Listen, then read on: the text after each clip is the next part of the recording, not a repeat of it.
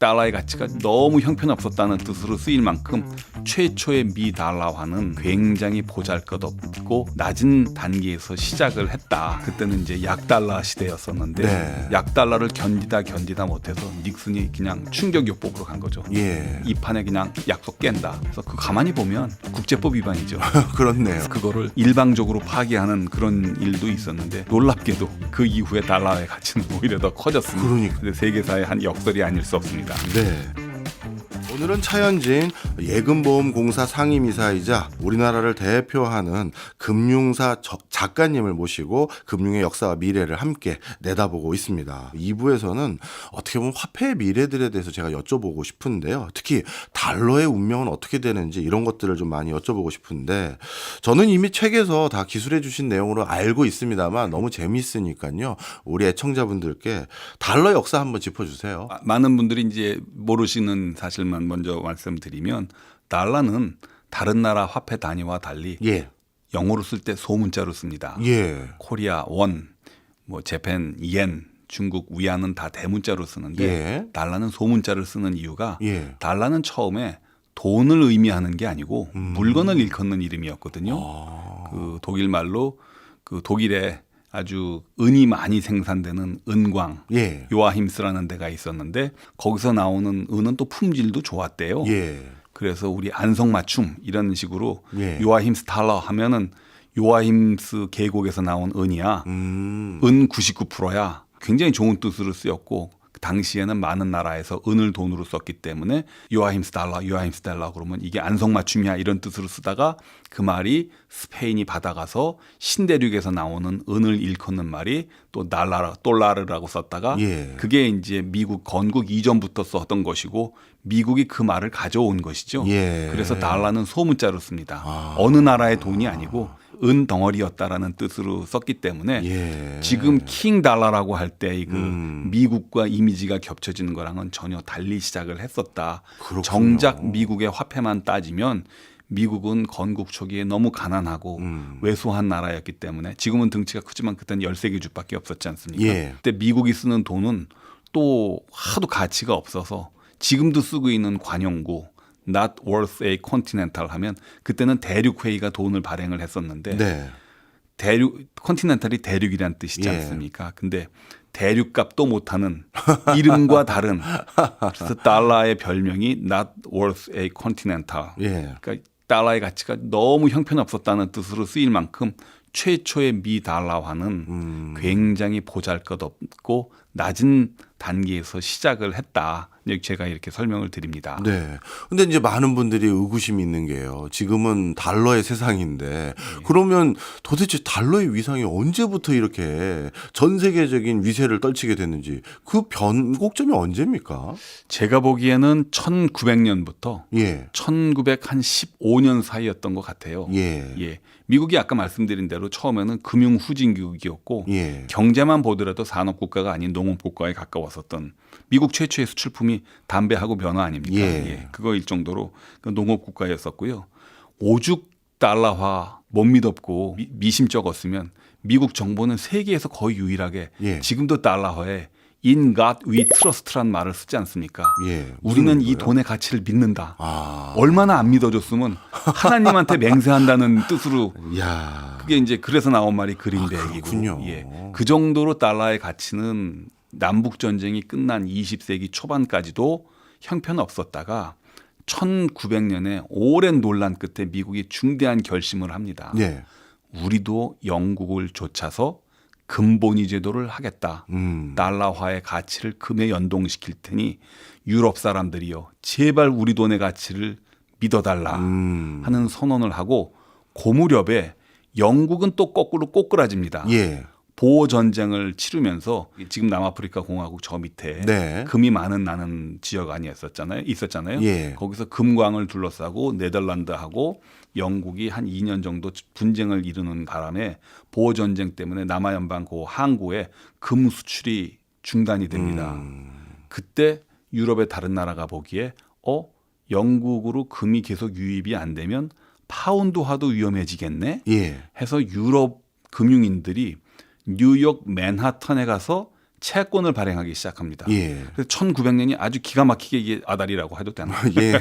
이게 뭐가 딱 맞아 떨어지는 예, 예. 해였는데 영국 파운드화의 몰락과 미 달러화의 신인도 회복이 교차되는 시점이 1900년이었고요. 예. 그다음에 1914년에 1차 세계대전이 시작이 되면서 유럽이 전쟁 속으로 빠져들지 않습니까? 네. 그때 독야청청 미국은 대서양의 왼쪽에서 수출을 잘 하니까 쫙 경제력이 올라갔고 네. 그래서 1900년부터 1915년 요 사이에 달러화는 뜨고 영국은 가라앉으면서 달러화가 이제 전 세계적으로 중요한 통화로 이제 올라섰죠. 사실 2차 세계대전 이후 분명 전 세계의 주요 국가들이 모여서 세계 교역과 무역을 어떻게 하면 안정감 있게 할 수 있을지에 대한 뭐 지급 수단에 대한 고민들, 그다음에 최종 대부자 역할은 누가 할 것이며 이런 국제사회의 어떤 통상 무역과 관련된 거버넌스 체계에 대한 고민을 갑론을박을 많이 했을 텐데 결과적으로는 전부 다 달러에 힘을 실어주는 형태로 의사결정이 이루어진 것 같아요. IMF 체제도 그렇고 달러의 금태환제도 그렇고 여러 가지요. 그 당시 뭐 반대 의견 같은 건 없었어요? 그때 반대 의견도 많았고요. 예. 오히려 미국 자체가 너무 무게가 무거운 왕관이라서 예. 그걸 피하려고 요리 피하고 조리 피하고 했었습니다. 아, 오히려 미국이요? 예. 오. 그래서 아까 말씀드린 대로 1차 세계대전이 끝난 다음에 유럽 경제가 이제 포연 속으로 빠져들면서 가치가 다 폭락할 때 달러와 가치는 올랐지 않습니까? 예. 그 이후에 이제 2차 세계대전이 시작되기 전까지 그 당시에는 유엔을 대체하는 국제연맹이라는 게 있었지 않습니까? 리그 오브 네이션즈라는 그 국제연맹을 중심으로 우리 좋았던 19세기 말 벨 에포크 시대라고 하는 그 예. 시대로 돌아가자. 그런데 유럽은 이제 거꾸로졌으니 비달러화가 그 역할을 해달라고 해서 제노바니 브뤼셀이니 런던이니 하는 데서 제발 미국이 너희 나라만 생각하지 말고 세계를 위해서 달러화 가치를 좀 높여주고 믿을 만한 통화가 돼달라고 부탁을 하는데요. 예. 대통령이 그 회의에 가지도 않고 오. 외교관을 보내지도 않고 난 몰라 하고 외면을 했었거든요. 예. 그러다가 2차 세계대전이 끝나갈 무렵이 되니 좋으나 싫으나 이제 미 달러화의 위상은 무시할 수 없는 레벨이 됐다 하고 고민하다가 아 그래도 나 혼자 그 가치를 지키나가기는 힘들어 해서 미국 주도로 해서 만들어진 것이 지금의 IMF고 예. 그 회의를 우리가 브레튼 우즈 회의라고 하지 않습니까? 예. 그때 키 커런시 기축 통화라는 말이 나왔고요. 그때 마지못해 지는 해를 대표했던 그 유명한 경제학자 존 메이나드 케인즈는 야 이게 앞으로는 달러화라는 태양을 향해 다른 모든 유럽의 통화들이 그 주위를 빙빙 도는 태양계 행성같이 되니 달러화가 키 커런시가 되는구나 해서 케인즈가 키 커런시란 말을 처음으로 합니다. 아. 예. 그때 이제 키 커런시가 됐고 미국도 좋으나 싫으나 왕관의 무게를 감당하기로 하고 킹 달러의 위치에 이제 쓰게 되어서 달러화의 위치는 2차 세계대전의 종전과 더불어 지금의 위치에 이르렀다. 이렇게 이제 볼 수가 있겠습니다. 우리 작가님 말씀 듣고 보니까요, 진짜 화폐라는 게 그 위상이 제고되거나 위상의 변화가 생기는 건 전쟁과 진짜 뗄래야 뗄 수 없는 변화들인 것 같아요. 그렇죠. 지금 예. 우크라이나 러시아 전쟁 그렇네요. 예도 그렇고요. 예. 그리고 또 돌이켜 보니까 미국 달러의 가치가 잠깐 위태로웠을 시절이 베트남 전쟁으로 예. 미국이 더 이상 저희 이제 금태환 약속 못 드립니다. 그것도 또 결국 전쟁 때문이네요. 그렇죠. 예. 공교롭게 예. 그날이 바로 오늘 광복절 아닙니까? 아, 그래요? 1971년 8월 15일 저녁 8시 예. 닉슨 대통령이 전 국민 앞에 나서서 정규방송 다 끊고 예. 미국 정부는 내일부터 전 세계를 향해서 그동안 해왔던 약속, 즉 금 1온스당 35달러로 무한히 사고 팔겠다는 약속을 안 지키기로 했습니다. 네. 하는 닉슨 쇼크를 발표하지 않습니까? 예. 예. 미국이 이제 그 지경까지 된 데는 예. 그 말씀하신 대로 그 2차 세계대전이 끝날 때는 미국이 독야청청하고 제일 잘 나가는 나라였다가 최초의 위기는 한국전쟁입니다. 이제 2차 세계대전까지 군비 지출을 많이 했는데 재정 긴축을 통해서 건전화를 하려고 그러는 순간 한국 전쟁이 터지고 예. 도고 발을 빼는 순간 베트남 전쟁이 시작이 되고 막 이렇게 막 돼가니까 미국이 어쩔 수 없어서 할 수 없다. 그때 이제 많은 혼란이 있었죠. 이제 미국이 네. 미국 달러화를 믿을 수 있어 해서 프랑스 같은 나라는 갖고 있는 달러를 다 들이밀고 나 금으로 내놔 하고 금으로 바꿔가는 시절도 있었으니까 그때는 이제 약달러 시대였었는데 네. 약달러를 견디다 못해서 닉슨이 그냥 충격요법으로 간 거죠. 예. 이 판에 그냥 약속 깬다. 그래서 그 가만히 보면 국제법 위반이죠.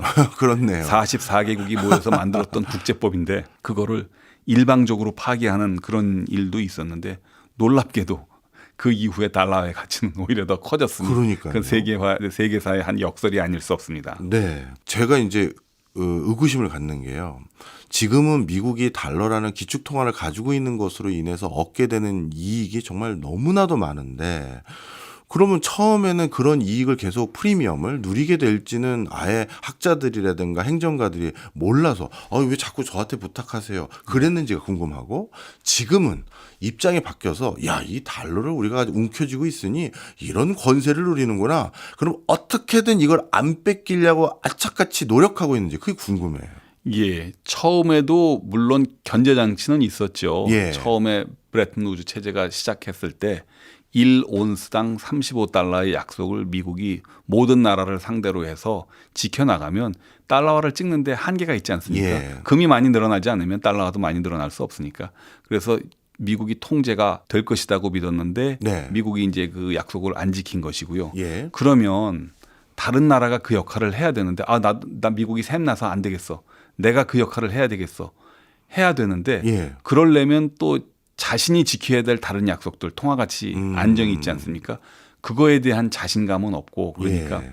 서로 눈치만 보면서 흘러 여기까지 온 것 같습니다.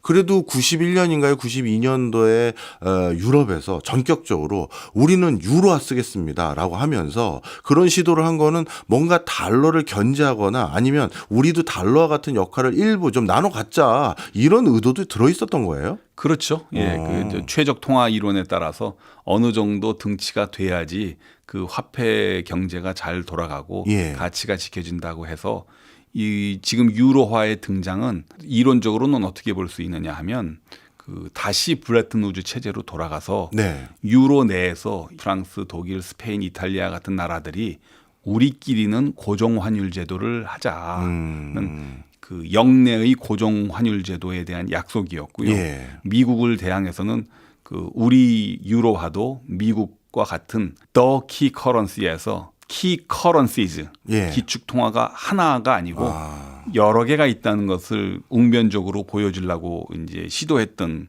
것이고요. 예. 그래도 뭐 실물 경제가 워낙 그 미국에 비해서는 그 많이 약해졌기 때문에 미국을 대체하는 정도까지는 유로화가 지금 안 가 있죠. 네. 그러면 유로화도 그런 목표로 한번 뭔가 시도를 해본 것 같고 위안화도 그런 시도가 있었다라고 보세요? 시도는 있었는데 네. 굉장히 멍청한 방법으로 시도를 했다. 뭐가 잘못됐었나요?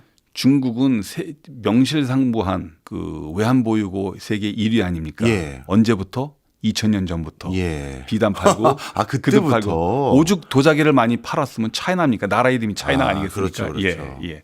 그 차이나일 정도로 도자기 팔고 뭐 비단 팔고 향신료 팔고 해서 부자가 됐는데 돈은 많이 갖고 있다고 부자가 되는 거 아니거든요. 예. 근데 중국은 이런 말 해도 되나? 왕서방 생각? 예. 돈만 많으면 부자다. 두목이 된다고 생각해서 한 10여 년 전에 그 만든 게 AIIB 제2 예.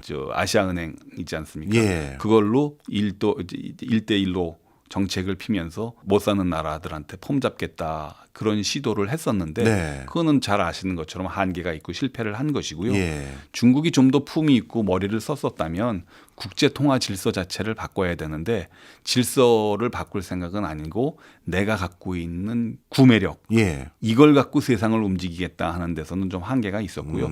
중국이 지금이라도 예. 기축 통화가 되려면 해야 될 게 두 가지가 있습니다. 뭔가요? 일단 위안화를 발행하는 중국 인민은행은 서양에서 볼 때 법인이 아닙니다. 예. 독자적인 의사결정을 내리는 게 아니고 중국 공산당의 지시를 이행하는 하나의 국이거든요. 아. 중국 인민을 위해서 존재하는 정당의 조직이 세계를 상대로 기축통화를 발행하고 관리할 수 있을까? 거기에 대한 의구심을 전 세계인을 상대로 해서 해소해 주지 않으면 예. 중국은 영원히 달러화, 위안화는 달러화를 대체할 수 없다고 저는 예. 그 부분은 확신을 합니다. 예, 또 다른 건 뭐예요? 그리고 난 다음에 IMF를 대체하는 게 중요하죠. 예. 근데 그 대체하는 건 혼자만 하는 건 아니고요. 여러 사람들의 힘을 모아야 되는데 그건 조금 더 긴 설명이 필요하다고 보입니다. 그래도 방금 말씀 주셨던 AIIB 만들 때 중국이 자기가 전부 자금 출자한 게 아니라 많은 나라들 참여를 독려했었고 그렇다면 그 방향성은 알고 있는 거 아닌가요? 그 화폐가 우리가 보통 예. 경제학을 배운 사람들은 다 아는데 세 가지 기능이 있지 않습니까? 예. 계산 단위, 예. 그다음에 지급 수단, 그다음에 가치 저장 수단이 예. 있는데 중국은 가치 저장 수단으로서의 화폐만 본 거예요. 돈만 많고 이걸 나눠주면 예. 대부자가 큰 소리 대출해 준 사람이 큰 소리 친다. 예. 근데 위안화로 전 세계가 돈을 안심하고 지급을 할 수 있으려면 발행하는 주체에 대한 신뢰 그리고 발행하는 사람이 그 약속을 지킨다는 그 확신이 들어야 예, 되는데 예. 중국 인민은행 지금 조직 갖고는 그 지배 구조 갖고는 그거는 먹히지가 않는 거죠. 네. 그러니까 내부적으로 먼저 정비해야 될 것을 하지 않고 세계를 상대로 해서 큰 소리만 친 거니까 한계가 있었다고 보입니다. 네, 그렇군요. 자, 그러면 지금 어떻게 보면 그런 여러 가지 여차 달러의 대체제들, 이 대체제들이 제 실력 발휘를 못하는 상황에서 달러의 어떤 세상은 계속돼 가고 있는 것 같은데 실제 그런데 그게 실질 그 경제 구조를 보면 이게 왜곡돼 가고 있는 거거든요. 제가 보기에는요. 미국이 전 세계 GDP에서 차지하는 비중은 한 20% 수준대고 그리고 전 세계 교역에서 차지하는 부분은 15%도 안 되고 그런데 국제 지급 결제 수단에서 사용하는 비중은 85%가 넘고 그러면 이게 좀 뭔가 안 맞고 너무 편중되어 있는 느낌인데 예. 이거는 뭐 바로잡을 이제 방법이 없는 거예요? 모든 사람들이 그 문제를 알면서도 못 고치는 이유가 있습니다. 예. 그 미국이 그 1944년 IMF가 출범을 할 때 세계 경제의 50%를 차지했는데 예. 우리가 조금 겸손을 떨게 해서 미국이 양보해서 한 쿼터는 26%만 가졌고요. 예. 그런 체제 하에서 정관을 어떻게 만들었느냐 하면요. 앞으로 어떤 결정을 하더라도 지분이 15% 이상이 된 나라가 반대하면 그거는 못한다 하는 비토 조항을 넣는데요. 네. 그때나 지금이나 15% 이상의 쿼터를 갖고 있는 나라는 미국 한 나라입니다. 예. 근데 미국 경제가 그다음에 많이 세계에서 차지하는 비중이 줄어들어서 지금 15%, 14% 정도로 줄었고요. 예. 쿼터는 여전히 처음엔 26%였다가 지금 한 16%까지 줄었어요. 예. 그래서 실물 경제하고 쿼터하고 비중이 1%포인트 정도 차이가 나는데 이게 어마무지하게 중요합니다. 그 앞으로 그 15%를 밑돌 수가 있거든요. 예. 미국 쿼터가. 그러면 드디어 다른 나라들이 반대하면 미국도 못하는 체제가 됩니다. 유엔이 지금 그렇지 않습니까? 예. 유엔 안보리 5대 상임이사국 중에서 한 나라라도 반대하면 아무것도 못하잖아요. 예. 그러면 미국의 달러화가 드디어 집중적으로 중국, 유로, 영국, 일본 뭐 이런 데 견제를 받는 체계가 될 텐데 예. 그때가 되면 아마 IMF가 깨지지 않을까 생각됩니다. 저는 그게 언제쯤 됐느냐고 생각을 하냐면 예. 1944년에 IMF가 출범했잖아요. 예. 100년 뒤인 2044년쯤 되면 예. 미국의 실물 경제 비중하고 쿼터 비중하고 다르다. 미국 너 15% 밑으로 내려와 하는 논의가 본격적으로 될 거고요. 그때가 되면 IMF의 대개혁, 민주화가 일어나거나 예. 아니면 IMF가 깨지고 예. 앞으로 몇 개의 그룹으로 나누어지는 18세기 이전의 화폐금융의 세계로 돌아가지 않을까. 예. 그때는 근본위 제도를 쓰는 영국과 은을 돈으로 쓰는 프랑스 라틴 동맹하고 또 중국 한중일은 또 그 구리 돈을 돈으로 썼지 않습니까? 예. 그렇게 지네들이 좋아하는 몇 개의 그룹으로 갈렸던 것처럼 네. 그 군으로 갈리는 지금 뭐 전기도 110볼트 쓰는 나라, 220볼트 그렇죠, 쓰는 나라 그렇죠. 있지 않습니까? 네. 그런 식으로 IMF가 쪼개지지 않을까. 그때는 아마 한 2040년, 44년 이때쯤으로 되지 않을까. 그렇게 생각을 합니다. 근데 이런 생각을 가지신 분도 계실 거예요. 사실 금융이 제 기능을 가지려면 일단 또 필요한 것 중에 하나가 망인데 예. 전 세계에서 이 달러 패권이 지금 거의 반세기 이상 계속되다 보니까 미국의 금융회사들이 진짜 금융산업을 지배하게 됐고 뭔가 원활히 대금을 지급하거나 송금하고 뭐 이런 걸 하려면 가장 큰 파이프라인에 우리 파이프를 거기 붙여야 돈이 왔다 갔다 하는데 그 큰 파이프라인들 대부분이 미국의 금융회사들이 가지고 있는 상황에서 그 망을 바꿀 수 없는데 과연 그게 되겠느냐 이런 지적도 있을 수 있을 것 같아요. 그렇죠. 결국 이제 리거시라고 하는 예. 그동안 해왔던 것들 때문에 여전히 미국이 절대적인 그 힘은 발휘를 할 겁니다. 2040년이 넘더라도. 네. 그러나 그 이탈이 허용되는 사회니까요. 네. 지금은 IMF에 가입을 못하면 월드뱅크나 국제사회에서 그 배척이 되기 때문에 아무것도 못합니다. 예. 스위프트에서도 쫓겨나고 러시아가 그렇고 북한이 그렇고 옛날에 이라크라든지 쿠바가 그랬지 않습니까? 예. 근데 IMF의 독점성이 깨지는 순간 이제 형제만 잘 만나면 형제 국가를 통해 가지고 나름대로 생존의 구멍이 열리니까 세컨더리 보이콧이라든지 그런 것들은 점점 미국 주도화의 그 금융 경제 제재가 어려워지는 사회로 가게 될 것 같고요. 그렇게 되지 않을까. 그래서 제가 미국을 흉보는 건 그럼요. 아니고 그런 건 자연스럽게 예. 미국의 위상이 떨어지면서 지금의 IMF 체계는 쪼개진다, 깨진다 이렇게 생각이 됩니다. 그렇군요. 마지막으로 이제 궁금한 게 요즘은 이걸 어떻게 이해해야 될지도 한번 오늘 여쭤보려고 하는데요. 비트코인으로 대표되는 가상자산, 가상화폐 이 부분입니다. 이 부분은 우리 기존에 우리가 쓰고 있었던 전통적인 화폐, 통화 이런 여러 가지 전통적인 금융시장 이런 것에 큰 위해 요인인가요? 위험 요인인가요? 아니면 상호 보완적인 요인인가요? 저는 서로 다른 산을 바라보고 있기 때문에 예. 뭐 대체제도 아니고 보완제도 아니고 그냥 다른 다른 쪽으로 거. 갈 거다. 트럼프 대통령이 뭘 몰라서 그 엘살바도르의 부켈레 대통령하고 똑같은 소리를 하는데 예. 그거는 그냥 곧장 사그러들 이야기가 되지 않을까 이렇게 생각을 합니다. 근데 이제 저희들이 자꾸 헷갈린 게요. 왜냐하면 뭐 음성적인 파트를 중심으로 해서 뭔가 물건을 샀을 때 지급 결제 수단으로 뭐 비트코인을 준다든지 그리고 저는요 일부 저축을 비트코인을 해놨는데요. 그때 많이 올랐어요. 이런 가치 저장 수단으로 또 이걸 또 쓰고 그럼 이게 코인 이게 화폐 같은 역할이 있네. 이렇게 이해가 자꾸 되거든요. 적어도 화폐가 갖고 있는 세 가지 속성 중에 예. 두 개는 따라온 거죠. 예. 그런데 이제 그 두 가지 수단 중에는 뭐 술집에 가가지고 돈 없으면 우리 시계도 풀러놓고 뭐 명함에 사인도 하고 그러잖아요. 예. 그것도 민간끼리는 지급 수단으로 쓰이는 거니까 예. 비트코인은 그 정도고 음. 그게 많이 쓰인다 그러면 많이 쓰이는 거죠. 뭐. 네. 그리고 가치 저장 수단에는 주식도 있고 채권도 있고 부동산도 있지 않습니까? 네. 그렇지만 비트코인이 영원히 도전 못하는 것 계산 단위. 한 나라가 예산 편성과 예. 그 다음에 세금을 비트코인으로 걷겠습니까? 심지어 남아프리카 공화국하고 엘살바도르 법정 화폐로 비트코인을 쓰겠다고 한 나라조차도 예산 편성과 조세는 지네 나라 돈으로 여전히 하고 있습니다. 네. 그 두 나라는 법정 화폐의 개념을 모르는 금융 후진국이지 네. 그 나라가 법정 화폐를 비트코인으로 쓴 게 아니다.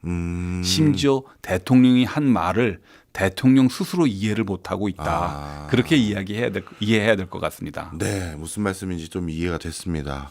앞으로 이 우리가 늘 뭐랄까요 나름대로의 개념으로 정립됐던 화폐, 통화, 지급 수단, 뭐 결제 이런 것들도 세상이 바뀌어가면서 자꾸 바뀌어가는 것 같아요. 그때마다 좋은 저술 활동과 또 간간히 방송 활동 해주면서 저희에게 많이 좀 알려주셨으면 하는 바람입니다. 오늘 고맙습니다. 예, 감사합니다.